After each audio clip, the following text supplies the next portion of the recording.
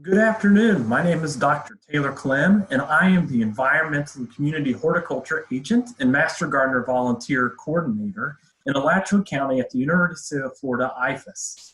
I will be presenting on the Florida Friendly Landscaping Program as part of your Master Gardener Volunteer Training course.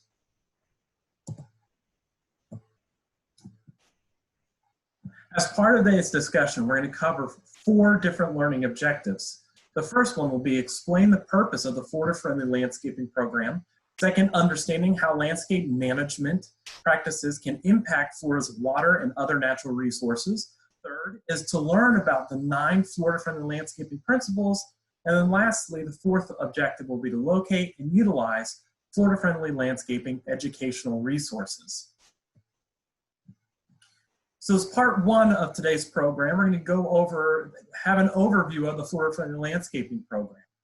So when we talk about the Florida Friendly Landscaping Program, I always like to make sure that we're defining it and say, what is it? What is the Florida Friendly Landscaping Program?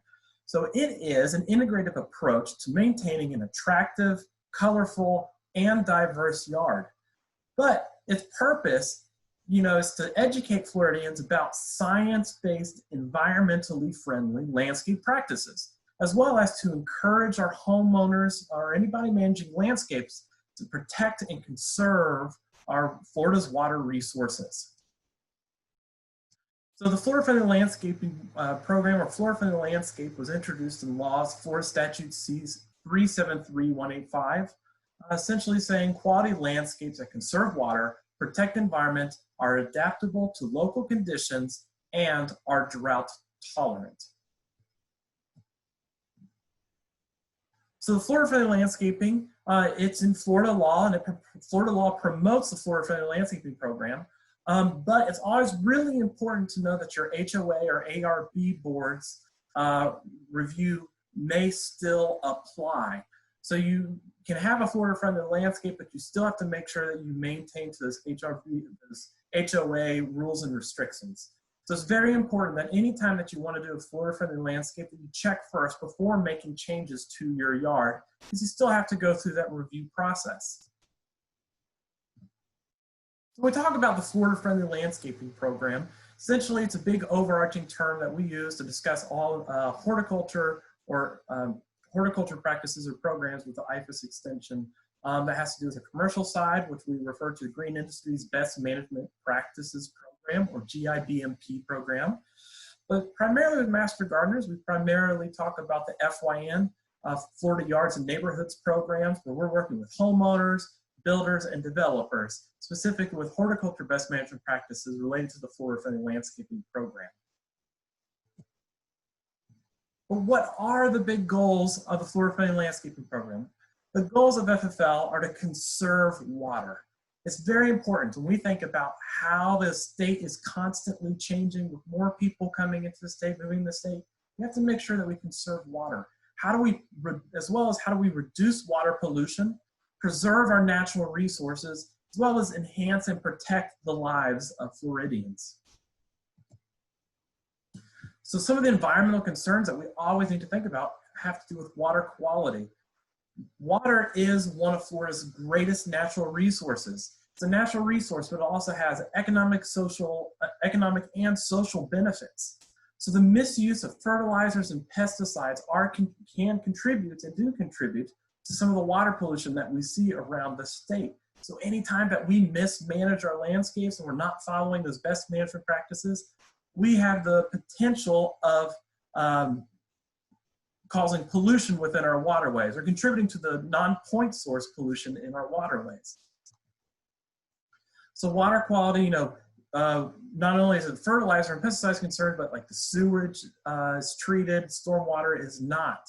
Storm drains, like within our roadways, stormwater comes in, it can carry some of those excess fertilizers that end up spilling over, or some of the grass clippings that are left in the roadways.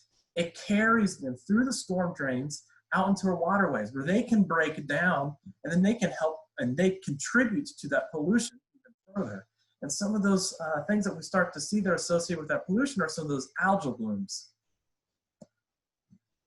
So what I really like to talk about sometimes is I show people this image. This picture, or this image of the state of Florida, is from 2005. And this is from the Florida, what we call the Florida 2060 plan. So if we look at this image, what we're seeing in red is developed areas. So our population in this image is about 18 million people in 2005. That's a lot of people. So what we're seeing in red is that's that developed area, residential, commercial, industry. It doesn't include agriculture, but these are some of those areas that have high contributions to non-point source pollutions associated with maybe bad or poor landscape management, mismanagement within the landscape, and are higher areas of risk for water conservation issues as well as water quality issues. But it's very important to think about. When we look at this image, we're seeing our population in 2005 that has certain already water demands, water use, water quality impacts or concerns associated with landscape behaviors. So this plan from the Florida 2060 plan, what we're looking right now is at current development in 2005. But unfortunately, with that 18 million population between 2005 and 2060, our population is expected to double to 36 million people. That's a lot of people. So that doubling of population between 2005 and 2060 is going to have a huge impact on land use, and as well as where areas are going to be developed, et cetera, which could potentially double the amount of water that's being used or potentially double the amount of pollutants that are entering our waterways. So I want you to look at this image. This is from 2005. But if we look at current development trends and how land use is changing, this is what the state of Florida is expected to look like based off of those development trends by 2060 with that population increase. So by looking at those two images side by side, we can start to see what could be those big potential issues associated with water quality and water quantity that are impacted by improper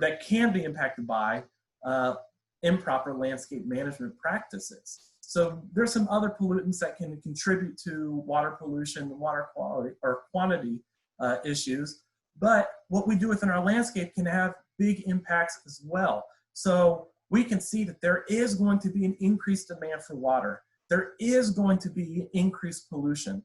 There's going to be decreased filtering of pollution and runoff down through the soil and recharging the aquifer. So that's more water that's entering our waterways compared to normal, which can lead to increased flooding, erosion of our riverbanks, and can then exponentially increase the issues quicker than they are already. So that's why this is really important, because not only are we talking about what are the changes that we can do within our landscapes today, but we're also thinking about how are these changes going to impact Florida's future, and to make sure that we are protecting the longevity and livelihood of Floridians and the environment.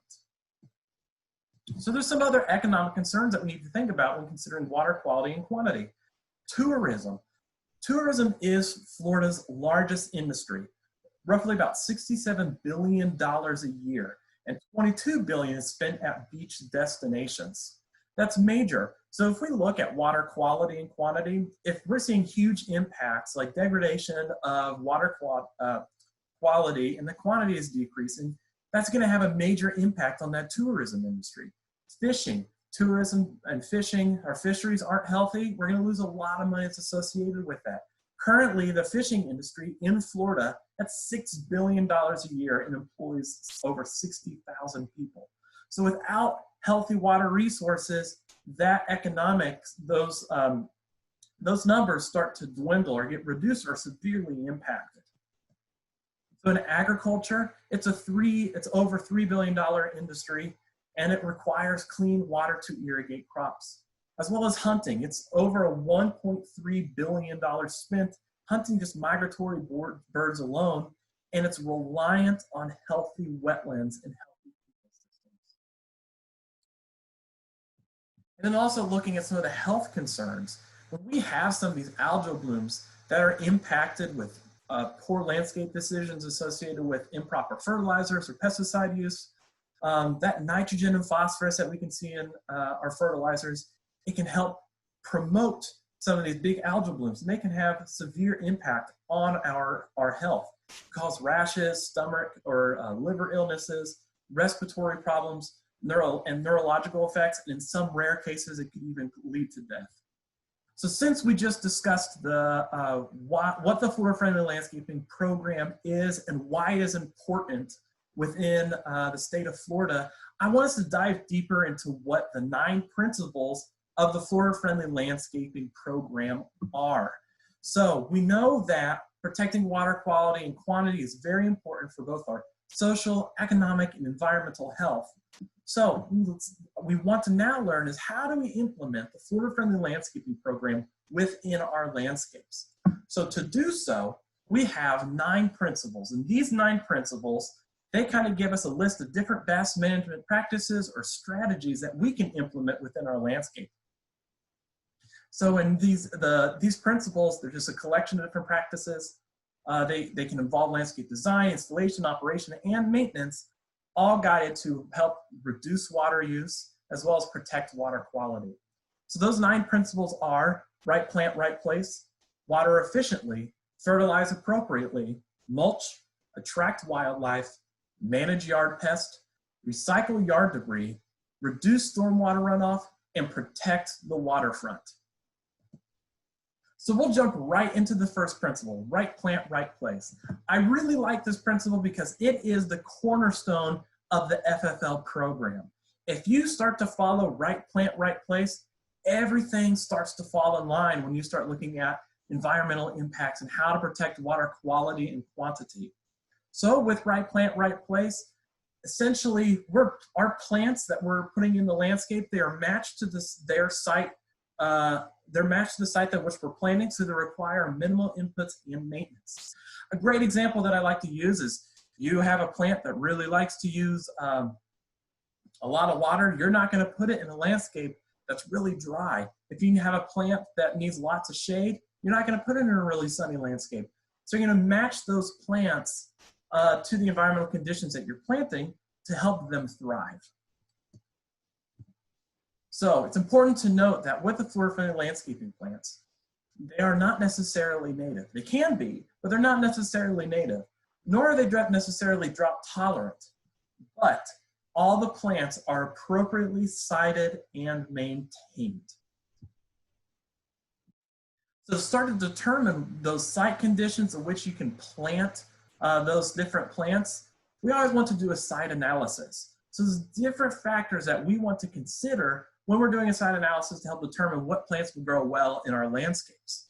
So first one is soil type. What kind of soil do you have?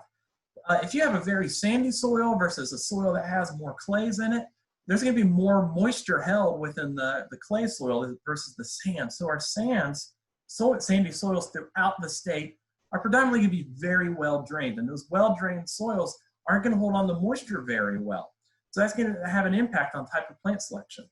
We're also very concerned about soil pH, as well as that drainage, like I mentioned, with that soil type. So other things that we need to consider are light. What are those light conditions? Full light, full sun all day, partial shade or partial sun or deep shade. How different plants will grow in those different conditions. Also think about views outside and from inside the house.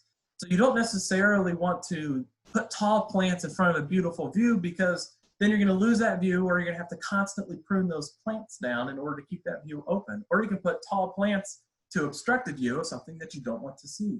So think about looking inside and out of the house. For safety purposes, it's always nice to make sure that you can look out your windows. So don't put tall plants in front of your windows that require constant pruning to keep them at a low level. Also think about some of the things that are like within our hardscapes, sidewalks, patios, pavers, pools, or fences that can have an impact on the kinds of plants that you want to put in. We also think about some of our structural limitations or obstructions. Utility lines, overhead and underground. It's always important that if you're going to plant a tree, make sure you look up first to make sure there are no overhead power lines that it can grow into. But also think about the orientation of the house. The position that your house is situated within the landscape can have an impact specifically on how those light conditions can exist around the home. Some other things that we need to consider about when we're thinking about right plant, right place and the site analysis for plant selection is our climate conditions. So we have different FFL resources to help find plants for your site, but we always want you to choose plants based off of your plant hardiness zone, or PHZ. So that's based off of the average annual minimum winter temperature. So if you have plants up in the north part of the state, they're not necessarily going to do well in the southern part of the state, and vice versa, because we have a lot of those tropical plants in the south part of the state that the North Florida just gets way too cold for them. So plants have a preferred climate zone that they like to be in. In Alachua County, we're kind of split between 8B and 9A, but the northern parts of the state, you're going to primarily see 8A and 8B, and down the south, you can get all the way down to 11A and zone 12. So that's all based off of that minimum annual temperature, or annual minimum winter temperature. So you can always look for more resources on specific plants that kind of determine what is their most preferred climate zone. Think about mature size at maturity. So when plants get large, how big are they going to be? Where are they going to grow? You want to choose plants that require little pruning to maintain that desired height and form. If we end up having to constantly prune plants, then we ended up choosing the wrong plant in the first place. And also, it can be a great strategy. Once we know how large or how wide a plant can spread as it grows, we know how to space those plants in the landscape. Because if those plants start overcrowding one another and bumping into one another, they're going to be competing for resources and just causes for overcrowding, which can lead to other issues with those plants and in the landscape. What about plant diversity? Monocultures are prone to pest and disease. So using the same plant like over and over again, because it's just going to be an attractor. But having diversity, a polyculture, different plants, multiple species of plants can provide varied habitats for wildlife. And also can create more seasonal interest. So throughout the year, you have different flowering plants, changing structure that's happening with how plants are blooming and growing. So it gives a lot of more interest year round, but it also has some significant environmental benefits by reducing pest and disease issues, as well as providing additional wildlife habitat. So think about some of our lawn areas for right plant, right place. You know, it's important to think about use where needed for play, pets, curb appeal, etc. Think about function. How is your landscape going to be function? When we're designing landscapes, we always say form follows function. So lawn areas, they're really great to have and have significant benefits, but we need to make sure that they do have that function. You know, if you're going to have kids or pets running around the landscape, turf is going to do great with that constant use. And it's a very functional plant to serve that purpose. But it's also important to think that if it's not growing well, it's not going to be the right plant for the right place. You know, you can use ground covers as an alternative where grass is difficult to grow or maintain due to shade or maybe slope or some other environmental conditions that can prohibit the turf from growing successfully. And it's also important to mow the lawn high for a deeper root system. And you'll learn more about turf grass later on in one of the other modules. But if you mow your grass a little bit higher, it helps encourage deeper root growth. And that deeper root growth leads to a healthier, successful stand of turf grass. What's also important to think is, you know, if you have lawn areas, reduce or eliminate areas that are difficult to mow and irrigate. Narrow strips of grass that you have to kind of wiggle and move around different plant material, or if there's just unnecessary undulating curves that just make it really difficult to mow or maintain, or other tight areas, eliminate them. Maintaining them can be so difficult that if you have a landscape bed, you know, it's much preferred to have a nice smooth landscape bed. And that smooth landscape bed makes it easier for lawnmowers to get into that landscape and maintain. But if you have something that's tight and overcrowded and it's very difficult to maintain, you know, it's easier to get rid of those and eliminate those because they start to become unnecessary. So I want us to do a comparison. So if we have landscape 1, it's a 1/4 acre lawn and it's all lawn, about 10,890 square feet once you kind of remove all of the building footprint, etc., just the plantable space. And then landscape number 2, quarter acre, but it's only part lawn. It's about 2,723 square feet. And the remainder planted with low maintenance plants. So what's going to happen is that first landscape demands 4 times the energy cost as landscape 2, which includes mowing, edging, pesticides, and fertilizers. And we do know from some comparisons when we look at a traditional Florida landscape and a Florida-friendly landscape that if we have a Florida-friendly landscape where we're having more plant material and functional reduced turf grass areas versus a high turf grass area with small planted area, that Florida-friendly landscape significantly reduces water usage, and saves a lot of time and energy for those that are maintaining that landscape. So I want us to look at some alternative approaches of like before and afters of some landscapes, and where we can kind of see how converting these Florida-friendly landscapes and by bringing in different plants that do well and thrive in those environmental conditions, not only are you taking a landscape that could be boring and drab to something that has life and vitality and diversity and a lot of aesthetic interest. So just look and compare these 2 images, that's a before and after that's on the screen. You can see a major difference in how that landscape looks and feels. It's also important to consider what is the use of that landscape. The image on the left, that's probably more ideal if you have lots of pets and animals and there's kids running around the landscape. And on the image on the right, it's slower, it's peaceful. You know, it's more for strolling, taking a deep breath in. But, you know, you're reducing that function changes and that landscape can change, and you're bringing plants in that are better suited for how that landscape is used. Same thing for this landscape.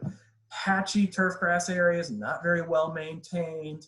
But then it's like, you know what, let's bring in better plants that thrive in these conditions. And you can see you went from something from drab to, ooh, that's nice. You'd really want to go to the landscape in the after photo versus the before. Some other alternative approaches, you can see increased landscape beds where the turf grass is reduced. But there's a lot of diversity added to the landscape with different types of plant material. And the thing is, all these plants are going to be successful and happy because you're putting that plant that thrives in those environmental conditions in those conditions. So you're matching the plants to the environment that you're planting. And it's also really important to note when you look at least these 3 images, they look like they're homes that are typical to a homeowners association. So it's very important to know that Florida-friendly landscapes can definitely fit within Florida-friendly land, or can fit within HOA environments and still meet those landscape codes and covenants. It's just a matter of working with your the landscape boards within those communities. And they provide a very high aesthetic appeal. So principle number 2 is water efficiently. So watering efficiently. Most Florida lawns and landscape plans are irrigated with potable drinking water. So potable drinking water, you know, it's just that fresh, clean water that you're getting from your utility companies, or it could be something that you're pulling up out of a well. In some cases, you're using reclaimed water. But it's really important to know that no matter how that water is used, it's important to use it efficiently because water is water is water, and it has an incredibly important role, not only for the state to function economically, but as well as environmentally for the state to function and survive. So with a Florida-friendly landscape design, when we're looking at ways that we can water efficiently, you know, we want to design and install landscape plants that require minimum irrigation after establishment. So all plants are going to need supplemental water during that establishment period to get those roots developed and growing out into the soil. But once you have an established landscape, you could turn your irrigation system completely off and then only water when it's absolutely necessary during those drought periods or when those plants are stressed. And the nice thing is that's going to encourage root growth, but it's also going to significantly reduce the water that you use within your landscape. Because one of the biggest issues that we have with watering across the state is just overwatering. A lot of times when you talk as master gardener volunteers, when you talk with your clients or you're talking with those within the community, some of the common trends that you're going to notice is my plants don't look good, so I watered them more. They look dry, I watered them more, or they're looking stressed, so I watered them more. A lot of our plants, our landscapes rather, the homeowners aren't making these decisions because they hate Florida's environment and they just want to waste water, but they're trying to make sure that they have a happy, healthy landscape. So I always say they're over-loving the landscape. By over-loving the landscape, you can actually create more issues, and we see a lot of those impacts and signs of overwatering throughout our landscapes. Because when we overwater, it actually encourages disease, it encourages weed growth, it promotes a very shallow root system, and it reduces oxygen exchange to the roots, and that can cause a lot of stress. And some of the things that we look at, and you can see in this image on the right, that's dollarweed. We use that as an indicator for overwatering. So if you're seeing dollarweed pop up in a turf grass landscape, you can talk to a homeowner and say, there's too much moisture happening here for some reason. So how can we reduce the water, or can we make adjustments to the irrigation system, or how are ways that we can use water more efficiently in this landscape because parts that are being overwatered. It's also really important to note that by following right plant, right place, and putting those plants in those environmental conditions that they do well in, it makes it much easier to water efficiently because those plants are just going to thrive in the conditions that you've already planted them in. So it's important, that we irrigate only as needed. So like I said, we establish a landscape. You can turn your irrigation system off. Think of irrigation as a tool. It's a tool to get water to your plants, to make sure that your plants are successful in the landscape, but your irrigation is a supplemental tool to our natural rainfall. So one good thing that we can look at is like our turf grass. Only really water our turf grass when the lawn starts to wilt.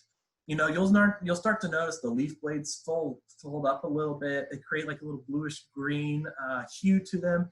You can even walk around in the landscape and you'll even notice that you can leave little footprints in the turf grass. And you might think, oh no, that's not good for the turf grass. Well, actually what's gonna do is you're gonna help create that deeper root growth within the turf grass, which will create a healthier turf grass stand. So, as well as a lot of our plants go dormant, especially in the northern part of the state. So we water less in those cooler months when grass is dormant because it's not required as much. So that's really nice because when you think about it, our rainy season is during that active growing season.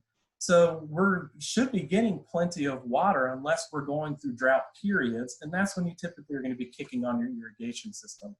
So obviously water less during the rainy season. And when we apply for our turf grass areas, we only want to apply a 1/2 inch to 3/4 inch. And that timing that you set on irrigation timers can fluctuate based off of how the system is designed. Because different rotors can distribute water at different rates. So you can get a 1/2 inch within 10 minutes, or in some other systems, it can take you 30 to 45 minutes to get a 1/2 inch. So that rate, that 1/2 inch to 3/4 inch per application is gonna be important because what's happening is that's where the roots, that's how much water it takes to fill that top part of the soil where the roots exist. If you start irrigating more than that, you're losing water and it's going beyond the roots and nothing's gonna pick it up and it's pure loss. So I want us to look at some home water use. So this is looking at some water use through the months of March through September in 2006. And you can see that there is higher use, you can see that how the use changes throughout the year. So as well as, when we're talking about how those use can change, the amount can change throughout the year, we also need to consider efficient irrigation. So we want to separate our lawn and landscape zones in completely different areas because our technology that we can do micro irrigation for our landscape beds, we can use significantly less water in those areas as compared to our turf grass. So we want to separate them into different landscape zones. Never mix rotors and spray heads in the same zone. You need to make sure that they're the same throughout the zone. As well, adjust sprinklers regularly to avoid watering hard surfaces. Like you can see in this picture on the right, every single drop of water that ends up landing on that concrete is wasted. It's being used inefficiently. And I always like to tell people, like master gardeners of the public, concrete doesn't need water to grow.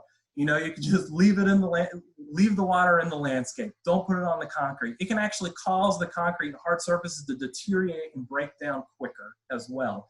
So making sure that you do regular calibrations of an irrigation system to make sure that your water is getting on the landscape appropriately and not getting in any areas that you don't need to water. But it's also nice that you can convert landscape beds to low volume irrigation. If you move into a home, they may put pop-up rotors within the landscape bed. A lot of places throughout the state now, you have to use micro irrigation as based off of landscape code or county codes or city codes, but still in some conditions where you might be on a well, still water is water is water. So it's always important to think that, how do I use the water as efficiently as possible? So in all of our landscape beds, if you have a pop-up rotor, convert it to micro irrigation, or during new installation, always put micro irrigations in those landscape beds versus turf grass. So always make sure you test the irrigation system regularly, once or twice a year, or sometimes monthly, just to make sure there's checks for leaks, breakages within the system, broken heads, etc. Because it's all too common, like heads that are close to driveways or roadways, a car might hit it and you end up with a geyser in your front yard. That needs to be replaced as soon as possible, because sometimes when we're irrigating our landscapes, it's in the early morning and we're not going to see those issues within the landscape. So you could go months or days before you notice a leak because it's irrigating when you're asleep or not outside. So check the systems regularly for leaks.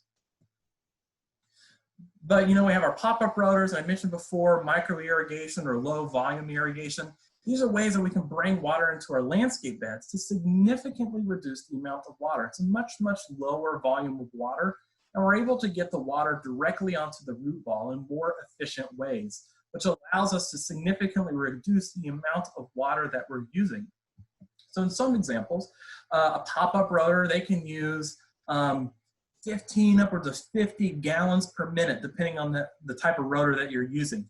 Residential, typically around the 15 to 20 gallons per minute. Micro irrigation, some of those single little emitters can be about 1 gallon, a half gallon per hour. And you're putting that water right down on the root system or closer to the root system. So you're using less water, but you're also using that water significantly more efficiently than a pop-up rotor. So it's also important to think about, when are we irrigating? Irrigate in the early morning. That's going to be the best. In Alachua County, you cannot irrigate between 10 a.m. and 4 p.m. because of the type of loss throughout the afternoon of evapotranspiration, which can be about 40 to 60% loss. That's incredibly inefficient. So we recommend irrigation in the morning between that 4 and 7 a.m. when the wind is calm, temperatures are cool, and evaporation rates are really low. So you can get water down to the root system. And then once it does start to heat up a little bit, if there's any excess moisture that's kind of lingering, it can evaporate. Now, if we irrigate at night, which you can do, that water that hasn't made its way down the root system can kind of sit there all night. And that can end up leading to some type of fungus that might pop up in the landscape. So usually the morning is going to be our best recommendation for irrigation. So always watch the weather. Don't water if it rained the past 24 hours or rain is forecasted in the next 48 hours. So you can see that plants give you some forgiveness and some elbow room. So that's a pretty large time frame of when we can have water, when we don't expect water, where we don't necessarily have to turn the irrigation system on. So don't water if it rained past 24 hours or if it's forecasted in the next 48. And also purchase a rain gauge to track rainfall amounts. So it's always important, that it rained off and on the other day, but it only averaged about a half an inch of rain, or we had a nor'easter blow in, and next thing you know, we had 3 inches of water get dumped in like 20 minutes. So it's always nice to have a little rain gauge that can track how much water you're getting during storm events, and make sure that you're emptying that regularly. As well as with all of our irrigation timers, we can have smart controllers or rain shutoff devices. Others that we prefer are soil moisture sensors or weather-based tracking systems, essentially that help adjust your timer to make sure that your system isn't going to irrigate. Because if you don't go out and manually turn it off, the system may end up running. But if you have one of these smart controllers like the rain shutoff device or soil moisture sensor, it'll tell your timer, there's enough moisture here, don't turn on. And it's a peace of mind for a lot of the homeowners at the same time. So it's important to make sure that you maintain those controllers as well, like rain sensors or the rain shutoff device. There's little cork pieces within those. And if you don't replace those core pieces regularly, our Florida sun breaks them down so rapidly that if you don't replace them, the rain shut-off device won't work effectively. So the third principle is fertilize appropriately. So landscapes are going to need nutrients. So it's how are we going to get those nutrients to the plants when they are needed. So it's always important to say that we follow IFAS fertilizer recommendations. So we want to make sure that we base our fertilizer purchases on soil test results. When I talk to homeowners or master gardeners, the first thing that you always want to encourage individuals to do as a behavior is start with the soil test. The soil is so important. It allows us to see the unseen. So if we have a landscape where you find out that's like, I'm incredibly deficient in potassium, but everything else is high numbers, then you might end up just needing to apply a fertilizer that's just the nitrogen and potassium. Or others, you might have a significant deficiency in phosphorus. And phosphorus being one of our nutrients that can lead to pollution. You know, you don't want to apply any phosphorus unless you have a soil test that indicates that you need it. So it's also important to only apply, so start with a soil test, but only apply when lawn and plants are actively growing, because that's when they're going to actually uptake those nutrients in the landscape. Otherwise, you're wasting money, you're just throwing down fertilizer and the plants aren't using it, as well as it's having a significant impact on environmental water quality. So, and if you're fertilizing along any type of water bodies or roadways or anything like that, impervious surfaces, sidewalks, driveways, use a deflector shield on your fertilizer spreader to prevent fertilizer from overspraying in some of those areas that can lead to concern in regards to water quality issues. So fertilizer directly into water bodies is not good, as well as fertilizer applied and ends up spilling onto roadways or driveways or sidewalks can end up getting washed away. So those deflector shields can help keep them up on the plant material. So how much and what kind? So that's always difficult to answer, or you always have to do some type of calculation. So we know the rate. So if you're applying like a nitrogen to a turf grass, you know, you need to calculate how much of an area that you have. So the rate that we typically use is no more than 1 pound of slow release nitrogen per 1,000 square feet. So we calculate that by looking at the labels on how much of that fertilizer that we need to put down, because all the fertilizer bags might have different amounts of nitrogen in them. So calculate area to be fertilized. So it has to look at how big of an area are you going to be fertilizing in your landscape. Select fertilizers with slow release nitrogen. And that slow release requirement can change throughout the state. You need at least 30% slow release in order to be considered a slow release. In Alachua County, you have to have at least a 50% slow release nitrogen for any type of fertilizer application for ornamental plant beds. Avoid using weed and feed products. Those weed and feed products include like herbicides within that, and the timing doesn't always work out the same, and it can end up causing significant impacts actually to some of your trees or other landscape shrubs that you have around your landscape. But always read the fertilizer label. What's in your fertilizer? What are its contents? Because they're not always going to be the same. So when and where? Don't fertilize before a heavy rain. Do not fertilize within 10 feet of water. Have a 10-foot no fertilizer zone. And do not fertilize turf grass 30-60 days after planting.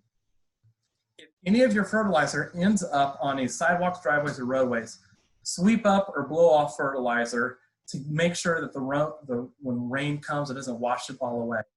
Because there are significant impacts to over-fertilizing. So one of those is it can stimulate excessive growth that can be unhealthy for the plants. And what it can do is it can actually, those plants can start getting stressed, and then all of a sudden it can aggravate pest problems. So the pests want to come in and like, all right, food. So it can increase that pest problem. And then it requires frequent watering, more watering, which you don't want to do. As well as it runs off into different storm drains or water bodies, and it can seep into shallow aquifers. So there's a significant effects of over-fertilizing. So making sure that you're fertilizing based off of IFAS recommendations is going to be very, very important. Those are science-based recommendations that are continually updating based off of the new science and research. It's also important to know your plants. Certain plants are prone to specific deficiencies. So like our palm trees, they are known to have, you can look at how fronds are discolored and you can see what type of deficiency they may have, or the discoloration on the leaves can indicate what kind of deficiencies may exist. Correct a deficiency with that specific lacking nutrient. So if you have a potassium deficiency or a magnesium deficiency, are there ways that you can apply a fertilizer that's just that deficient nutrient to help improve the health of the tree? So also know what your plant is supposed to look like. You know, sometimes you can have just naturally variegated plants, and sometimes homeowners may mistaken them for a nutrient deficiency, but that's just how the plant is supposed to look. So the fourth principle is mulch.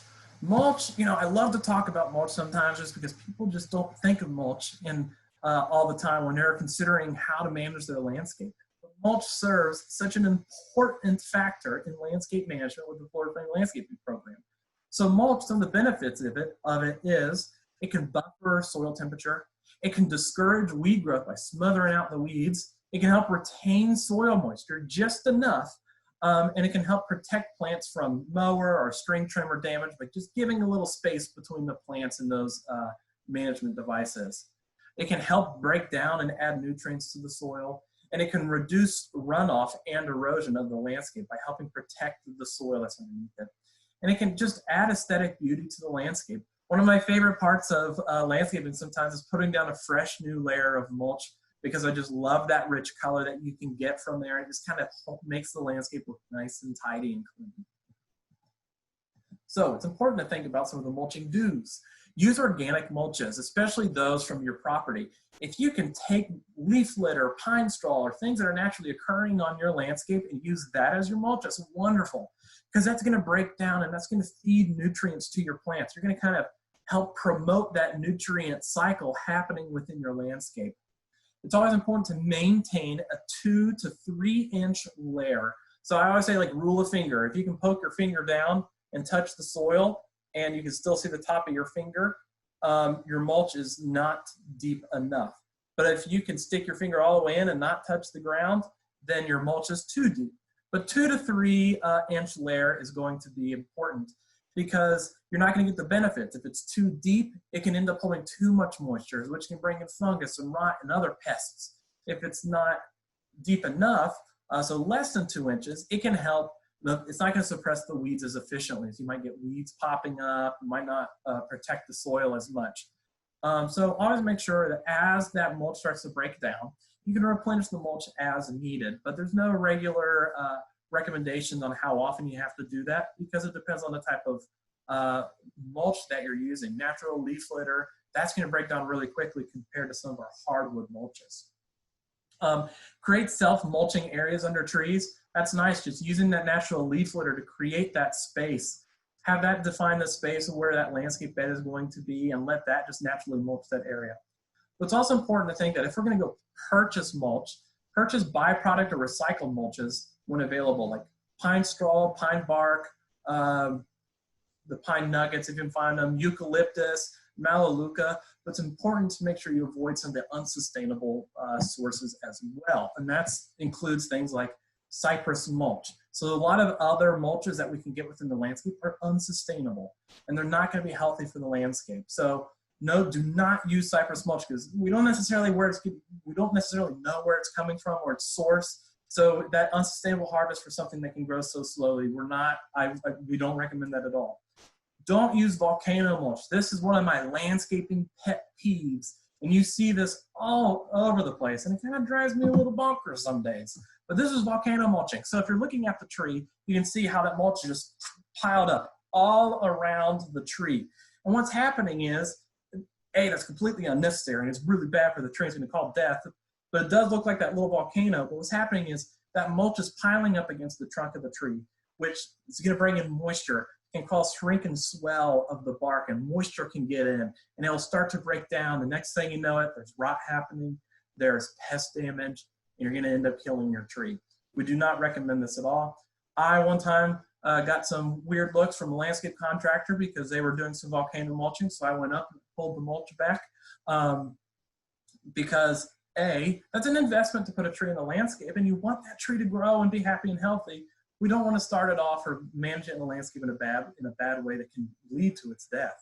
So make sure that we pole mulch 12 to 18 inches away from the base of trees, and then at least 1 to 2 inches from the base of shrubs, just to make sure that mulch isn't on that main stem of those shrubs.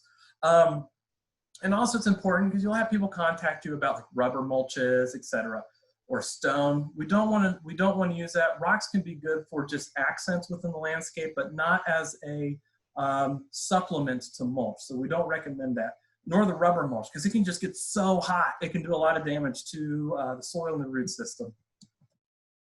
Other considerations that we need to think about with mulch is think about those aesthetics. It has color, texture, and smell. So you might have an HOA that requires specific mulch, but it could be a flora-friendly mulch, and they chose that based off of its aesthetic qualities. But also think about with mulch, you have that longevity and durability. Some of our hardwood mulches, or maybe like our pine barks, they last much longer than natural leaf litter. So also think about sources, availability, and price.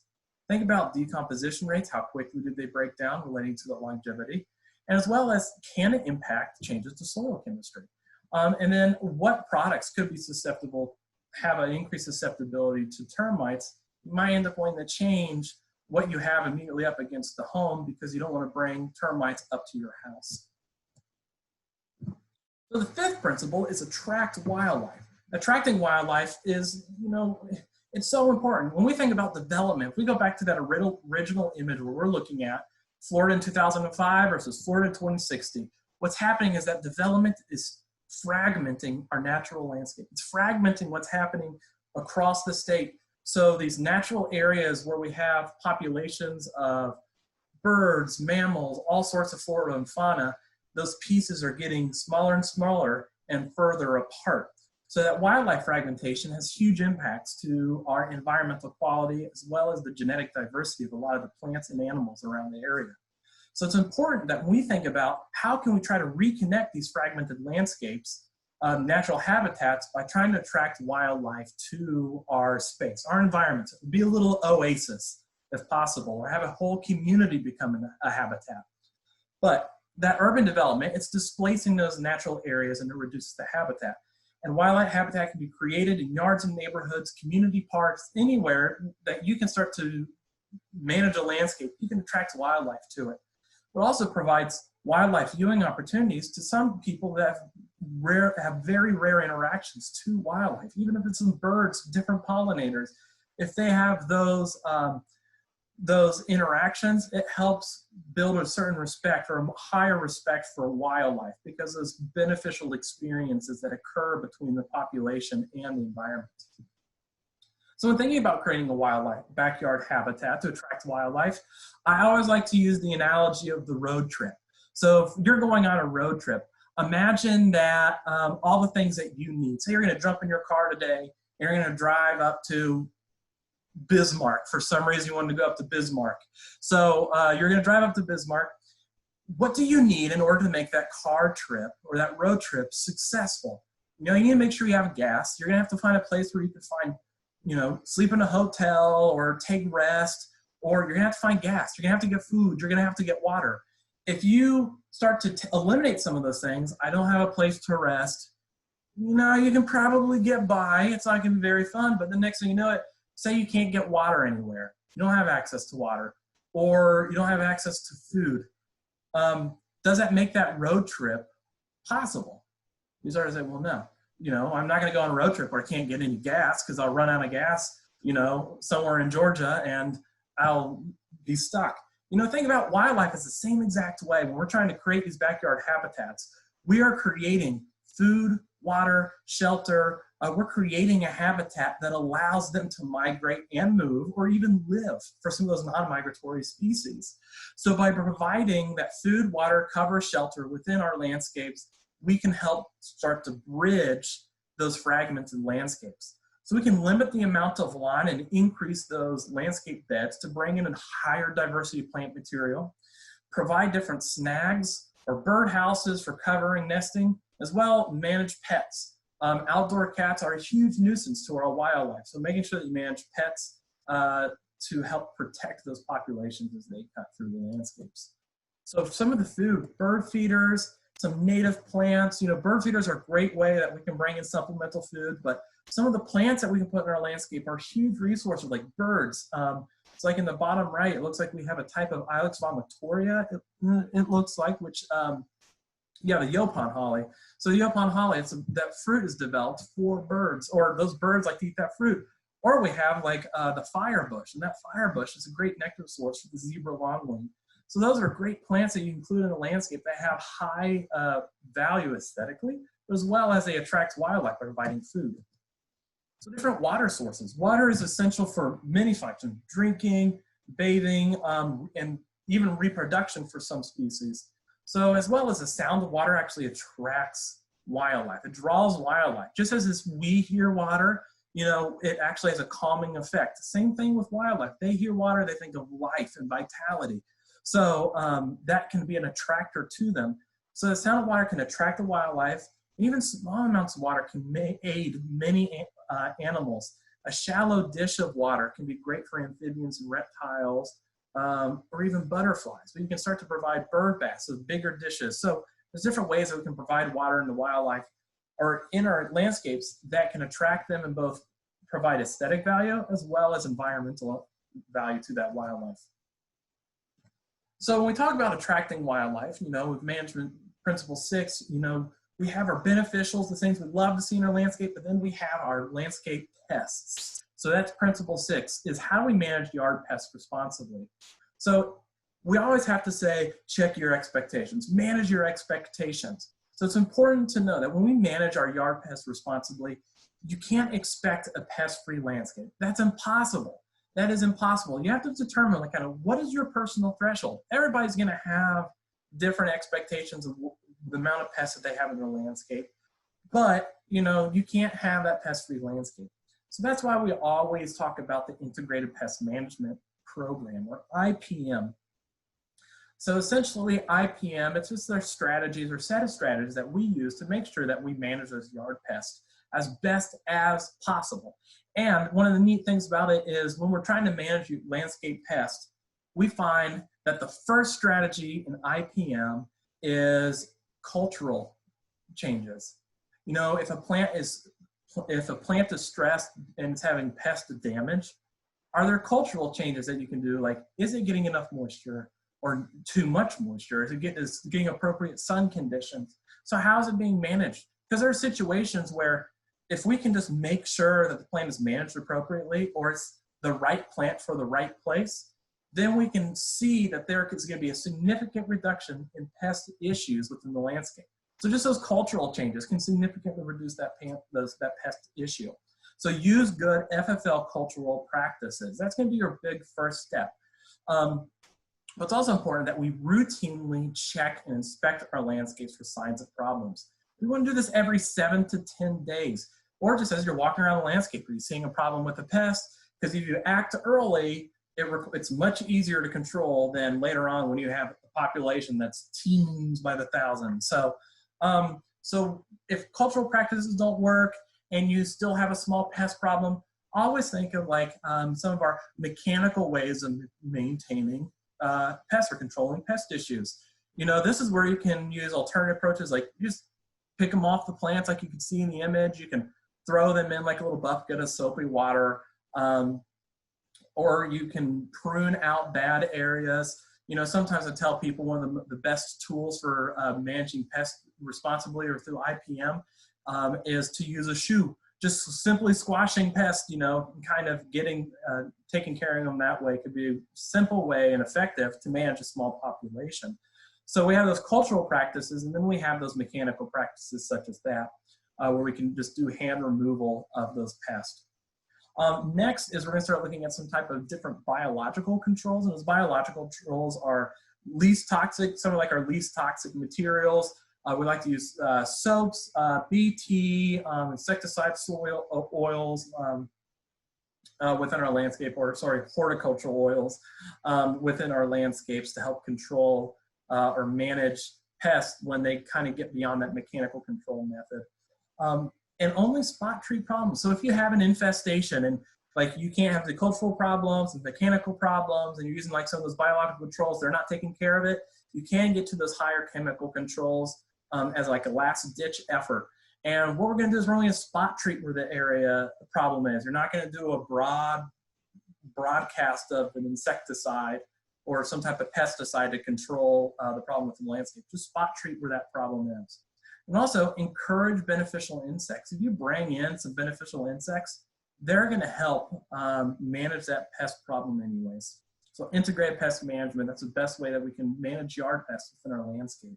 So like some of those beneficials that we can see are like green lacewings, a green lynx spider, or as well as the praying mantis. They're going to predate on those pests. And it's also really important to think about, like, what was that total percentage of like of all the landscape pest species or bugs, insects that we can have in the landscape? How many of those do we consider to be pests? You might say yourself, or I've had people say 25, 30, some people say 70%. But no, honestly, how many of those species are actually considered a pest? And that number is, 1%. It's kind of around 1%. So it's actually a really low number. All the others are going to be benign bugs, are going to be beneficial. So if we actually think about, how are we managing our landscapes? If we can attract all these beneficial insects and we manage that landscape, it's just for 1% of that insect, this 1% of the insects, so species. So if we can bring in those beneficials, we have a much better way to control some of those pests. So principle number 7 is recycle yard waste. So recycle yard waste. A lot of times I see people take clippings, they bag them up, they throw them on the curb of the road, and someone comes, picks it up, and hauls it off somewhere. But recycling yard waste, think about recycling nutrients within your landscape, trying to keep it a closed loop as possible, nutrients. It can help save money on fertilizers because you're not going to have to fertilize as much by taking those nutrients as they break down. You can use them as mulch, as well as with the waste disposal. But anyways, Florida law prohibits disposal of yard waste in lined landfills. So typically, if you have your yard waste being picked up, it's being taken somewhere else. That's why different people typically come and pick up your yard waste. And they'll, like in Alachua County, they'll mulch it up and you can go get free mulch, but it's not always going to be the cleanest mulch either. So keep it in your landscape, compost it, create those soils that you can help bring back into the landscape or use as those materials break down. Use fallen leaves and pine needles as mulch. I love this image. All these pine trees in this this giant bed in the image, those needles are naturally creating that mulch bed. So that mulch bed is just being self-sustained by those pine needles, and you're getting significant impacts. They break down, they apply nutrients, and they can help maintain that soil acidity. And also with the yard debris, composting. Composting is a great way that you can break down that material, you can amend your soils with them, or you can bring them in your vegetable gardens, nutrient-rich organic material that you can reintroduce. So a lot of our new developments, they have just typical fill, and they drain really well. You're not going to have a very significant organic material layer with them. So compost can be a great way to compost can be a great thing to add to soils and amendment. Excuse me. As well as leave grass clippings on the lawn. When you mow your landscape, just let the landscape clippings stay there. Don't bag them. They'll break down. They'll help build the soil and provide nutrients to the landscape. So principle number 8 is reduce stormwater runoff. Definition is excess water from irrigation or rain or other sources. So you can see in these images, the water enters the storm sewer system within our roadways or those drainage canal or drainage easements, and they get piped essentially directly to superficial areas, whether retention ponds, detention ponds, creeks, rivers, estuaries, bays. They are piped out somewhere. And if we're mismanaging the landscape, essentially what's happening is clippings from the landscape, fertilizers, pesticides, oils, any of that stuff can get picked up in irrigation or rain and carried directly out to our water bodies and leads to pollution. So keep your stormwater at home. Use it, collect it, let it be a resource for you. Make sure you direct all your downspouts to porous areas. So areas in your landscape beds. Don't put them on sidewalks. Don't have them in your driveway where they go down the driveway into the roadway, but direct them to porous areas where that water can infiltrate into the soil. Sweep all grass clippings fertilize the soil back onto the grass or pick them up if need be, but get them back in the landscape so they're not carried away by that storm water or excessive irrigation. Use porous surfaces for walkways, patios, and driveways. So they allow for some permeable surfaces so water can filter or percolate into them a little bit, and it reduces that stormwater runoff. As well as you can create swales and terraces to slow or hold water. You know, rain gardens, creek beds or dry creek beds that can help control water. They can create very functional parts of the landscape to control stormwater, as well as be incredibly aesthetically appealing at the same time. So some of the great ways that we can do is we can capture stormwater is by use and store them is through the use of rain barrels, different cisterns, or rain gardens. They give us the opportunity to reuse that water or use that water in such a way in the landscape that's being beneficial to our landscape before it enters, or to keep it from entering our water bodies or into the becoming stormwater runoff. So the last principle is protect the waterfront. Every Florida home is waterfront property.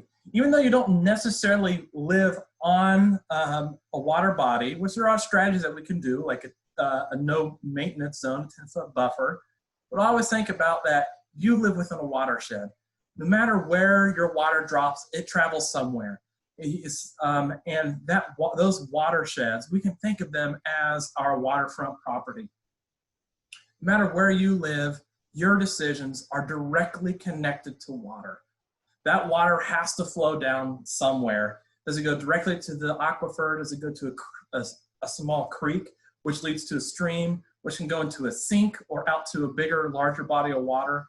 Where does your water go? Where does it flow? Everywhere in Florida, your water is going to go somewhere. So we need to think about how we protect the waterfront. That's what a lot of these principles are doing. So always knowing that even if you're not directly living on a water body, you are directly connected to Florida's water resources. So if you're living directly on that water body though, we want to keep a 10-foot buffer zone of low maintenance plants between lawn and shoreline. So this helps protect waterfront from runoff. It absorbs excess of nutrients that might end up kind of shifting their way towards that water body. It provides wildlife habitat, and it helps prevent erosion. Some other shoreline plants that you can do, it can help protect, you can protect and plant native shoreline plants, which can add a significant environmental quality to those water bodies. It's also important to make sure that you remove invasive exotics. So always check with UF, state, or local lists of native plants, always check with UF, state, and local lists of invasive plant lists to kind of see where those invasive plant species and where the best management practices to remove those from the landscape.